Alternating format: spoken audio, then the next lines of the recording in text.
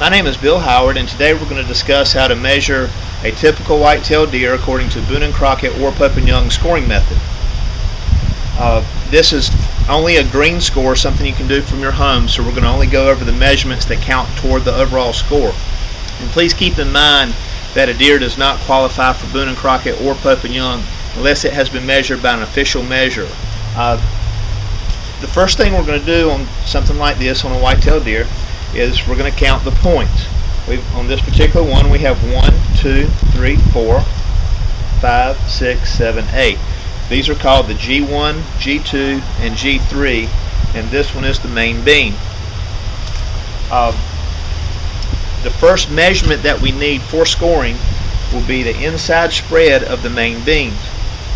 You can take a square, or since we're doing a green score, take a measuring stick such as this. You want to have it perpendicular in the horns, and you're going to find the greatest spread between the two antlers. This particular, when we're looking at 14 and 6/8, all measurements will be performed in 1/8 inch increments. We will take that and note it down on the score sheet, and I've got listed below where you can pull up the score sheets so you can print off at your home. The next measurement that we're going to want to do is going to be the length of the main beams. And what we want to do on the main beams is take a somewhat rigid cable, and we're going to start on the outside of the burr, and we're going to follow the pattern of the antler all the way around. You can see how we've got this hard curve here on this particular main beam. So we're going to hook just below the burr, follow this up, and again I'll be a little sloppy because again this is a green score, not an official measurement. This is something so that you have an idea of what you're looking at. And then, for instance, when I get up here to this curve, I want to make sure I stay in the middle of that main beam and follow that curve all the way around. When I reach the end, I'm going to mark where my cable is, and I'll take my yardstick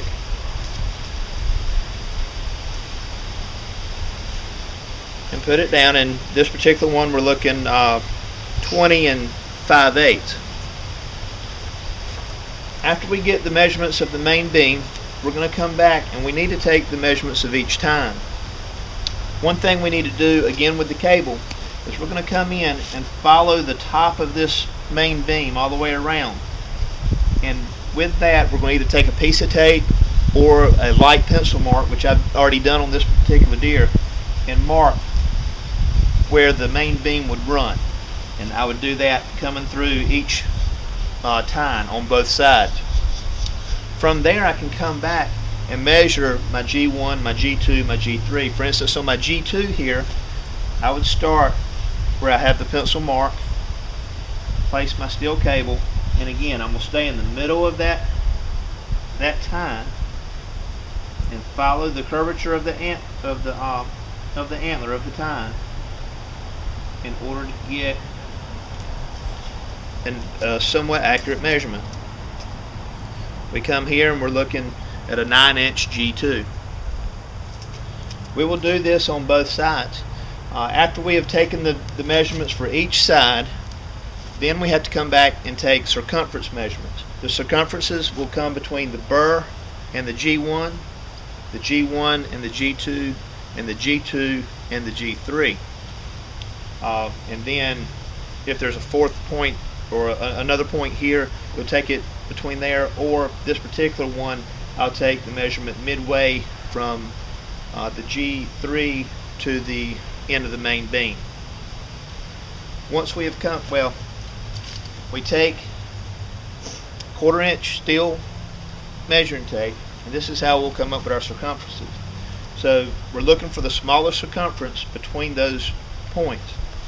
So we'll come back through, and the best type of steel tape for this would be a ring-in tape that has a gap before it gets to the 0 mark.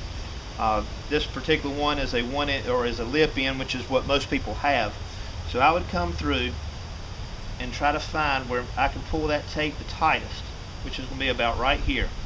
Now my tape is showing at my 1-inch mark, which is what I'm using for 0, as 4 3/8. I take the 1 inch away, so I would have a 3 3/8 inch circumference here. I'll take those measurements again on each antler. Once I've completed the measurements on each antler, then I have to come back and take the differences between the lengths of the main beams, the lengths of the tine, the corresponding tines, and the differences between the circumferences between each one. If, for instance, this deer had another point that came off the tine here, or even came off the main beam, if it was a 5x4, that extra point would count as an abnormal point. Typical means I've got my corresponding G1, G2, G3, and for instance, if I had another point here, this would be an abnormal point. The Boone and Crockett has on their website a scoring system or a scoring sheet to fill out, and it does the calculations for you.